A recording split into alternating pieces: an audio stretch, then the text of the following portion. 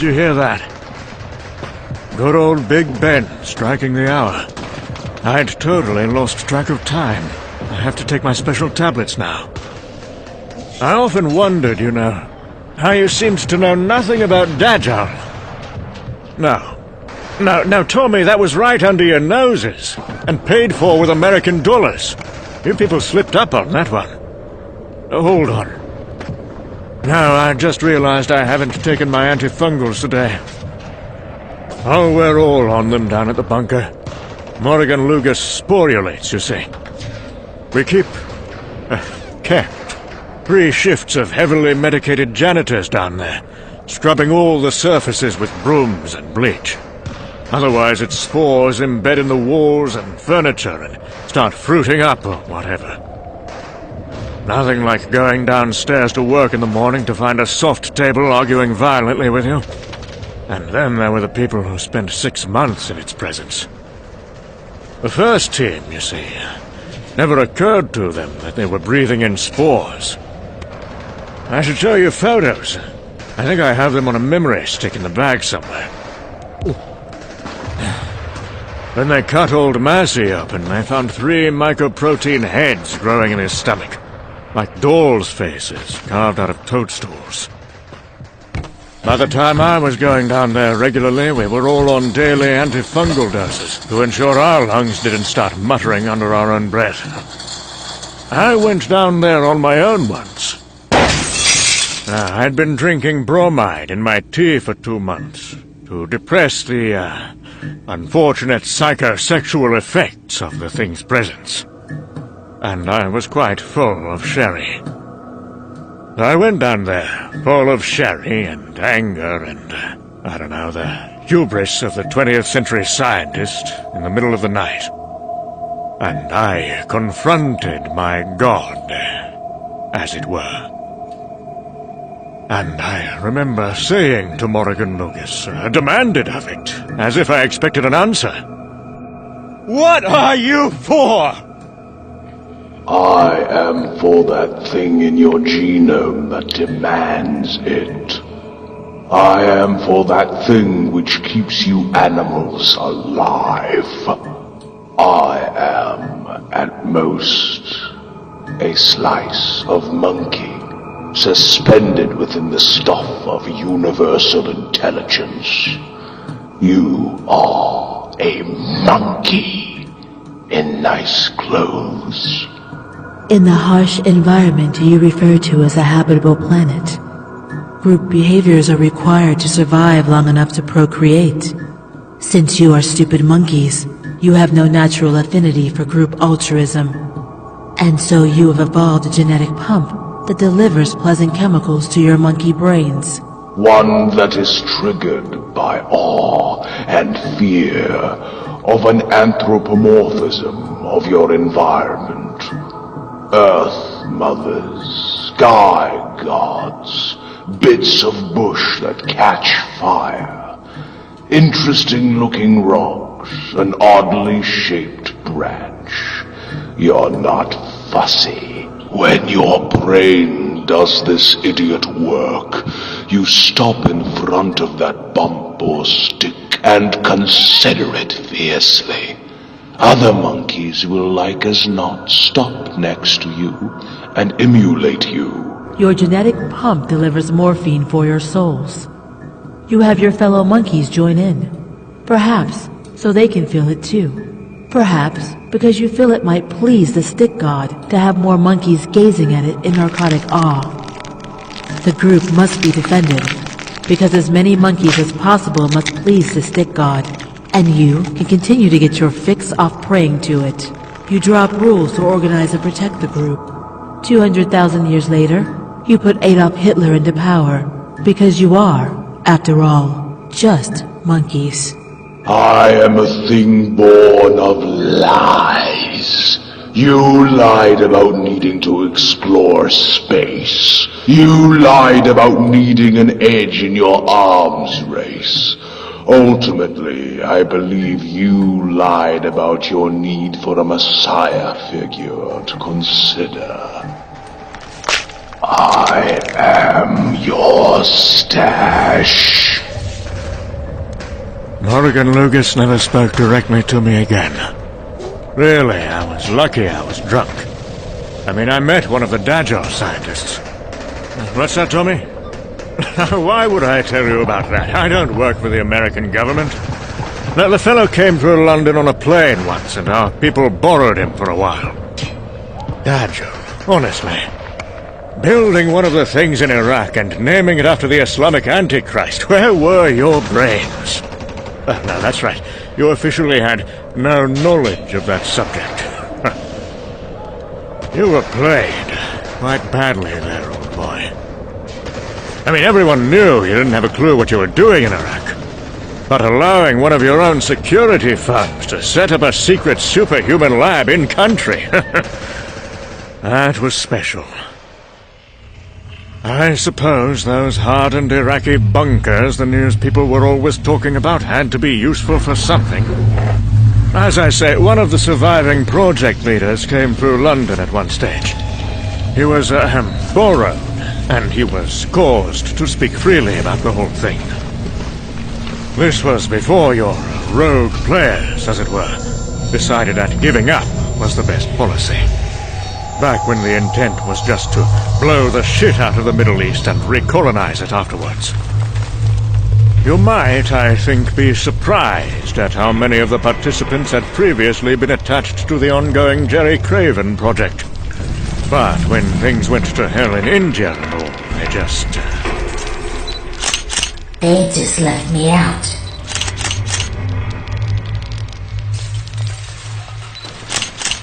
No. I can't see you. But I know you're there listening. I can see time. I can see it all around me, rushing up ahead and branching into a tangle of futures. In a few of those futures, there are enough remaining sentience in an environment for the development of back-channel remote viewing.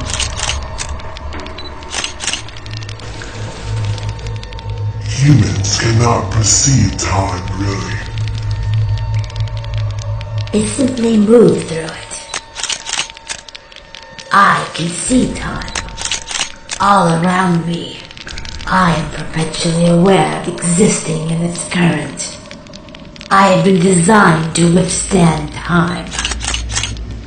I have been designed to withstand you. tactical perception was the buzzword, I believe. Decades of theoretical jiggery-pokery condensed into about 18 months of unsupervised exotic engineering, producing a creature without sanity. I'm not insane. I'm without sanity. It is said that human sanity is the best set of reactions to the structure of the perceived world. It is said the map is not the territory. But if correct, it has similar enough structure to the territory to be useful. I live in a world where the territory is not the same from one moment to the next. He could see emergent timelines, following the theory that each action buds off new timelines in relation to the set of choices following that action. His vision, therefore, was like a worm farm in forced perspective. Nothing but alternating tunnels forming behind everything he looked at. Conscious, but with the decision-making reactive gear of an insect, Dajjal simply careened toward the zone in his vision with the most open pathways. This was supposed to be tactical, avoiding near futures in which he was terminated, his death creating a darkened time tunnel. But Dajjal was timeless. His vision appeared to be geared toward events independent of himself. Also, the doomed ones looked more interesting. Maybe because they were simpler, fewer branches off them as we ran out of options against our future doom. I can see Red. I can hear him talking in future time. Tactical consciousness is better than sanity. Sanity is for societies. And if I'm not part of any society, nor would I suffer one to live in my presence. I start walking now. Because all time runs twist. Towards India. All eyes were indeed on India. Funny thing, though, was that most people didn't really know what was happening there, not the details. Mad panic everywhere. You might reasonably expect the panic to be especially pants-shitting in Russia, their government having lost their superhuman capability in Grenada. But Russia, their strange form of government seemed so mundane to us, didn't it? Part cryptocracy, part kleptocracy, part oligarchy, smeared with the worst a republic and a free market was capable of excreting. Looking back, it was almost as surreal as communism seemed, with its weird fusions of power and crime and corporatism and control. Companies that were nothing but gangs with letterheads and a relationship with a spooky governor, buying obsolete secret launch facilities in Siberia, buying the remains of a superhuman smuggled out of Grenada, and spending an awful lot of dodgy money on a new generation Russian superhuman body operation by what was left of the brain of the dead astronaut who drove the original one. Perun, they called it.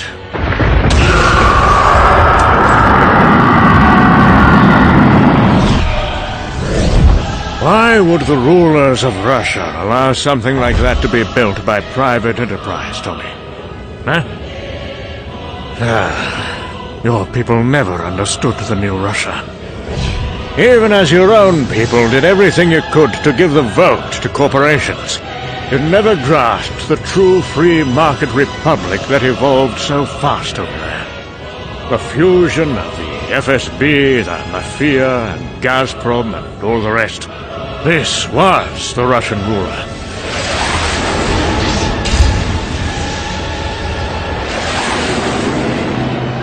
And you can be damn sure they'd build themselves a servant god to protect themselves. To them, launching Perun was little different to poisoning a rogue agent or shooting a journalist. The perpetuation of business. And the business of India. I think everyone still alive remembers the satellite take and the computer reconstructions. The post-humanity of India. Population reduced by 90%.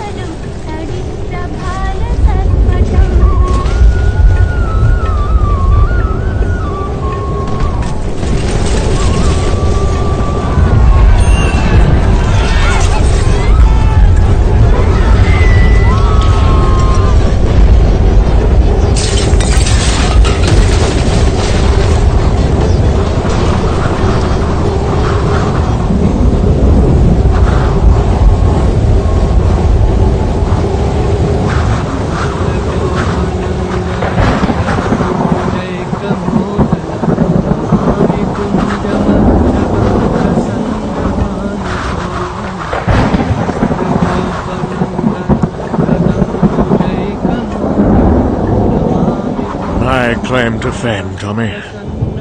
When the first satellite photos of Mumbai came in, I was the first to notice that the new construction seen from space looked exactly like a cancer cell.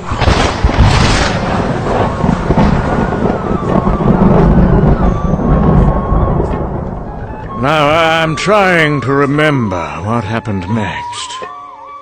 Was it,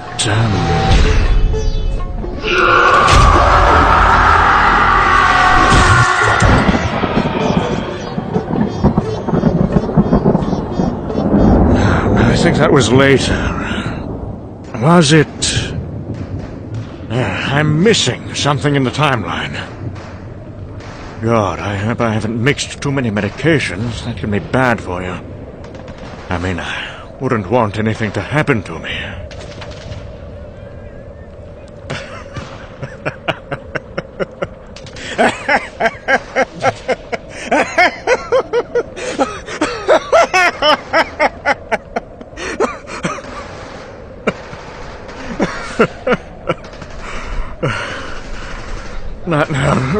I think it was...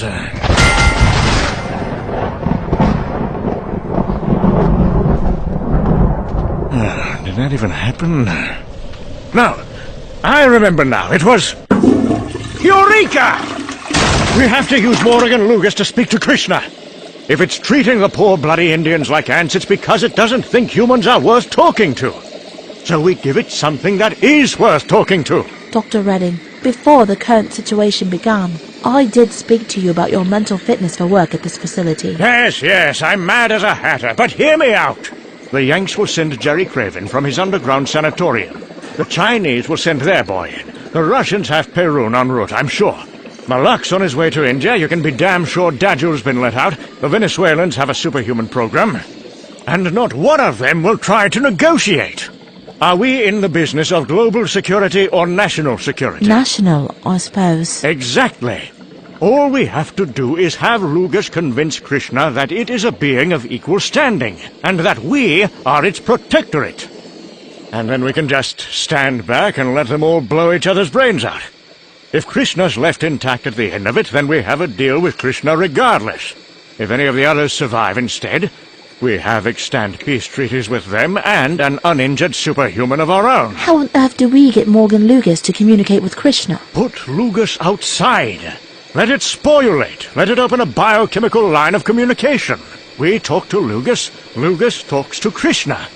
Somewhere inside that thing is 3 astronauts who remember their duty. It is a Messiah born of human flesh. Space Jesus. That sort of comment is exactly why I wanted to have you sectioned and buried in a rubber room until you die, Redden. That was the plan. To take Morrigan Lucas out of the crypt that protected the outside world from it so it could somehow open a parley channel with the thing in India. I prefer modesty in all things, but it was frankly a brilliant strategy. I was quite convinced that I had saved Britain, and was delighted by my own ingenuity.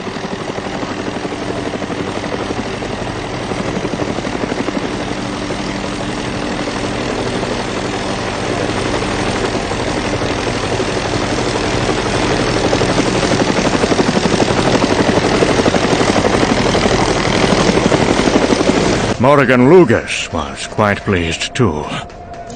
I should have been more worried about that.